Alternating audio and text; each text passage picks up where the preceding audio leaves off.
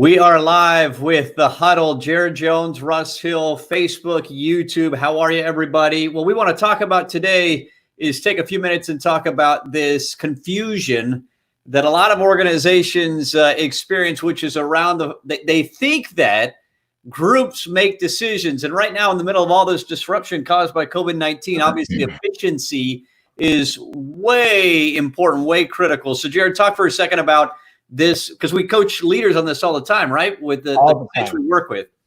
Yeah, it's amazing. Leaders are doing this from the right perspective, right? They want to be inclusive.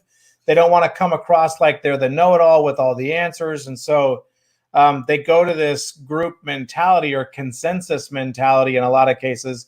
And almost every leader will say, well, I don't want consent. I'm not trying to get consensus in everything, but they kind of act like that, right? They don't move forward. And part of that is because they don't have a better way to do it. And so when you talk about teams making decisions, the problem with some of that is you get issues that come in like politics. You know, you've got divisions and groups and leaders that are maybe having issues with each other or fighting for power. And so your decisions aren't actually the best decision for the team or the organization. They're whose agenda is being represented in some cases. And I think too, Jared, a lot of times it's just simply when we've got a decision that we need to make, or we've got a project or a topic or an issue that we need to solve or address, the default for most leaders in corporations and organizations is, well, let's get a group together. Let's get a committee together. So right. Bob, Lisa, Jim, Mike, Susan, you're on the group. So I want you to go take care of this. And the problem there is, that's how most organizations function. And to your point, they're doing it to be inclusive. They're doing it to represent different viewpoints. The challenge is they haven't identified what? The leader who's going to make a decision. The decision maker, right? They've got all the people who are going to be involved in the discussion. Yeah. But what's lacking from that direction is groups don't make decisions. Leaders make decisions. We pay leaders, in fact. If you want to get real technical, we pay leaders to make hard decisions. But teams, so you're right, leaders make decisions, but teams inform leaders. So they make the best decisions. So you're not removing anyone in the process. You're just clearly defining the roles in the process. That's the critical part of what you're describing there, Russ. It's don't get stuck in analysis paralysis. I can't tell you how many teams we've worked with where we can help them get to a decision in a couple of hours that they would have taken months to get to a decision on. And if you analyzed either process, the couple of hours versus the couple of months, the reality is you would have ended up with probably the exact same decision in both cases. It's so true. It took 3 months to do it. And so what's critical, you all, what we wanted to jump on live and chat about for just a moment, and this was the subject of my LinkedIn post and Instagram post today. It's on my mind because of the inefficiencies we constantly see in organizations with confusion, lack of clarity around how this process plays out. And it's unbelievable how clarity on a team or in an organization around how decisions are made, how it accelerates movement. So here's the idea. As a leader, wherever I am on the org chart, what I want to be constantly helping my people, help my team and others understand is groups don't make decisions. Leaders make decisions. Every topic, every issue, every project, we're going to assign one decision maker. And that decision maker is the one that they want to make the most informed decision. So they're going to access the team.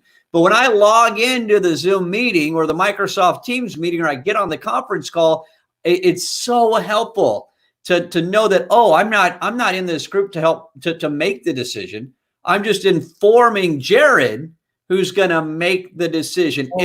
It changes my mindset going into the call, right? And think about how many meetings you've been in where you didn't know who the decision maker was. Oh, man. How does that feel? Yeah, it's like, oh my gosh, are we wasting our time here? And you get to the end of a meeting and you have no idea if you've made any progress. You just spent an hour and a half in a meeting. Yeah. Well, and you've got those people, right? Every culture has those people that it's almost like they just kind of attending meetings is kind of like their hobby. Oh, we're in this meeting now, and I can just have this conversation. And then you have other people who have, and I am certainly guilty of this. It's my mindset. I'm like, okay, Meetings are not my friend. No, they are in the way. Yeah. So I'm logging into the Zoom meeting and I'm thinking there's two questions that are on my mind, Jared, every time I enter a meeting. Number one is, what is the decision we need to make? Yep. And number two is, who that I'm seeing on my screen or that's on the phone, who is the decision maker? For me, it's the third question. And how fast can we get to this point to get out of this meeting? Well, yeah, a lot of times people will ask, Russ, how do you evaluate leaders? And so as we get hired by organizations that we haven't done work with before, and our firm goes in and begins helping them manage their culture, one of the things, Jared, that I'm always looking at, I know we all do it, is I'm evaluating leaders based on a couple of different things. One of them is the speed, to your point, the speed of their decision making and the quality of those decisions. And that's a balance, right? Yeah. And the quality goes up when you have more information coming from the team. 100%.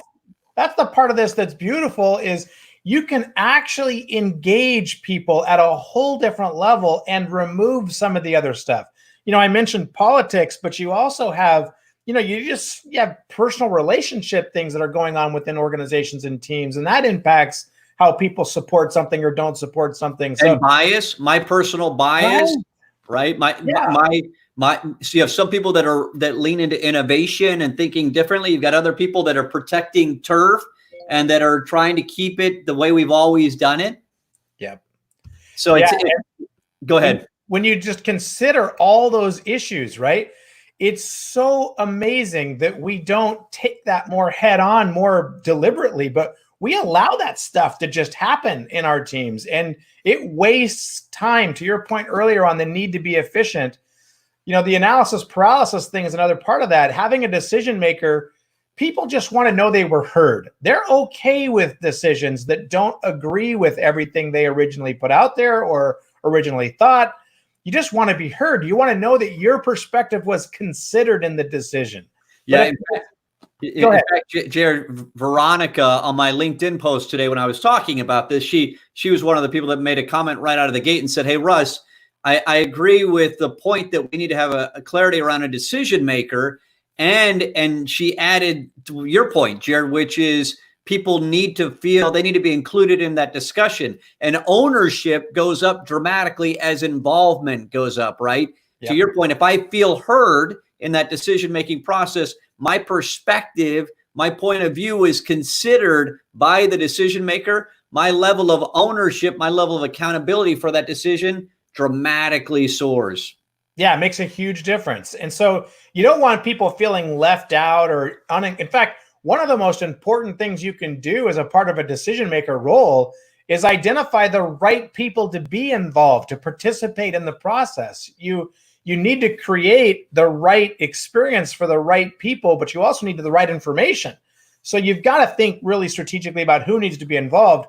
Then you create the discussion where everyone gets a chance to be heard. And that can happen in person, virtually, via email. I mean, there's so many modes of making sure people feel heard and reporting back so that everyone knows they were heard. But you've got to create an experience around that says we listened and we value what you're providing us. Jared's casually going through 6 steps of what we call in our firm the leadership alignment process or decision-making process. We want to wrap up this live in just a second, but today what we wanted to come on and just quickly make the point of here on Facebook and YouTube is how much confusion there is in organizations, large and small organizations, around groups and leaders. And so often we assign groups to take on a topic or an issue or a problem. And that team, they all go into the meetings thinking, oh, I'm part of I'm going to help make the decision on this. No, you're not. You're actually not. Your role, the process. That's right. Your role is to inform the leader who is going to make the decision. So the takeaway, hopefully for all of us, is make sure that there's clarity around the decision maker and make sure we understand our role is to inform the decision maker so he or she makes the best, the wisest decision. All right. To find out more about our firm, go to partnersinleadership.com. Thanks for joining us, everybody. Thanks.